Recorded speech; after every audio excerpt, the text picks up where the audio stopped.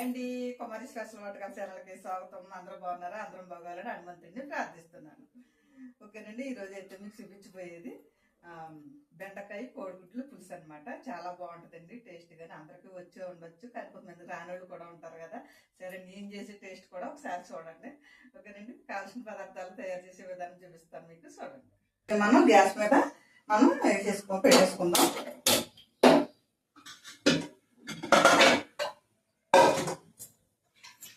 నేనైతే ఇందులో ఒక గ్లాస్ నీళ్ళు అయితే పోసి ఉంచాను.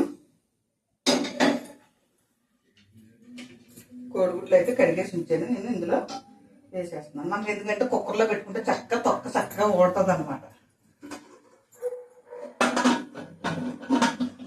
మనకి టైం కలిసి వస్తుంది చక్కగా తొందరగా. 1 కేజీ బెండకాయలు తీసుకున్నాను. ఈ బెండకాయలకు మనకు ఉల్లిపాయలు అయితే ఒక 3 ఉల్లిపాయలు, 3 పచ్చిమిరపకాయలు తీసుకున్నాను.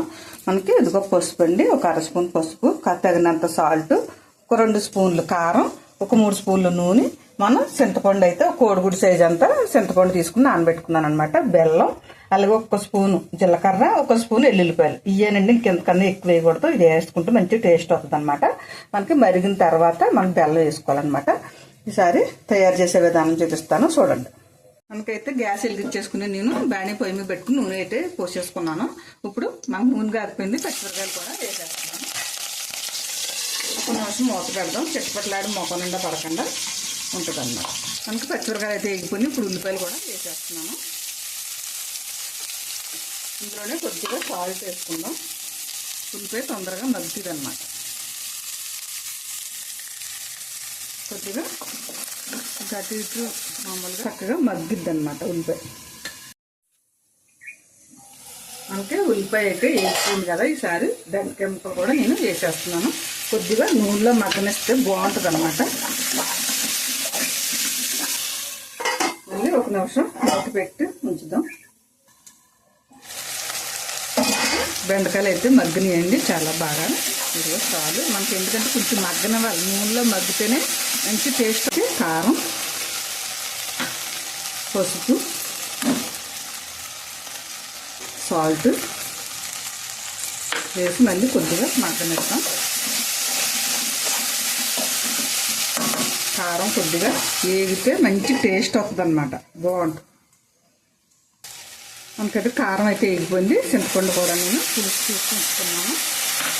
ఇది కూడా పోసేసుకుంటాను. మనకు ఈ చింతపండు పులుపులోని చక్కగా ఉడికితే మంచి టేస్ట్ వస్తుంది అనమాట. కొద్దిగా బెల్లం మనం చూసుకుని వేసుకోవచ్చు, మీ స్వీట్ తగ్గట్టు మీరు వేసుకోండి. కొద్దిగా వాటర్ కూడా వేద్దాం. ఇది మనకి ఉడికేసరికి దగ్గరికి రావాలన్నమాట, మరీ పలసగా లేకుండా మనకి కొద్దిసేపు ఉడకనిద్దాం అనమాట. ఉడికితే మంచిగా ఒకసారి కొంచెం మరగనిచ్చాక అప్పుడు వేరేది వేద్దాం. ఓకే, పులుసు అయితే మరుగుతుంది కదా. ఇప్పుడు కోడిగుడ్లు కూడా వేసేసుకుందాం. మనకి ఎందుకంటే గుడ్లు ఇలాగ వేసుకుంటే సప్పదనం రాకుండా ఉంటుంది. మన పై తొక్క కూడా పులుపు కారం అన్నీ పట్టి బాగుంటుంది అనమాట, టేస్టీగా బాగుంటుంది. అలాగే ఇప్పుడు మనం కొంచెం వెల్లుల్లిపాయ జీలకర్ర చూపించాను కదా మీకు, ఇవి కూడా నేను మెత్తగా పేస్ట్ చేసేసుకున్నాను. ఇది కూడా వేసేసుకున్నాను.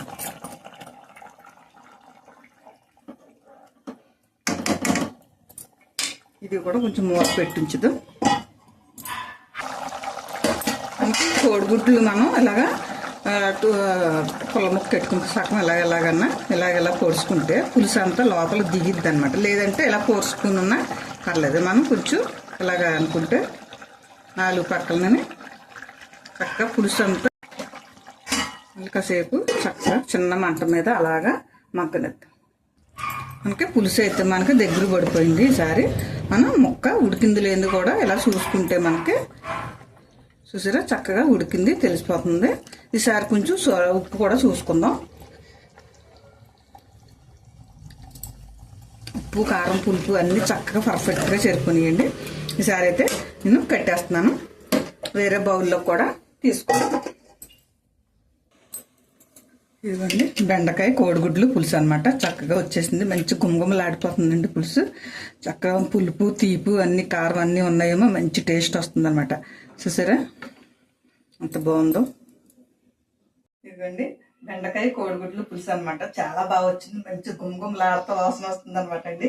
కావాల్సిన పదార్థాలు తయారు చేసే విధానం చూపించాను కదా, మీరు కూడా ఎలా పెట్టుకుని చూడండి, చాలా బాగుంటుంది అనమాట. ఓకేనండి, మళ్ళీ ఇంకొక ఐటమ్స్ తో మీ ఎదురుకు వస్తా. ఓకే అండి, బాయ్ అండి. నచ్చితే కనుక షేర్ చేయండి, బెల్ ఐకాన్ నొక్కండి, సబ్స్క్రైబ్ చేసుకోండి.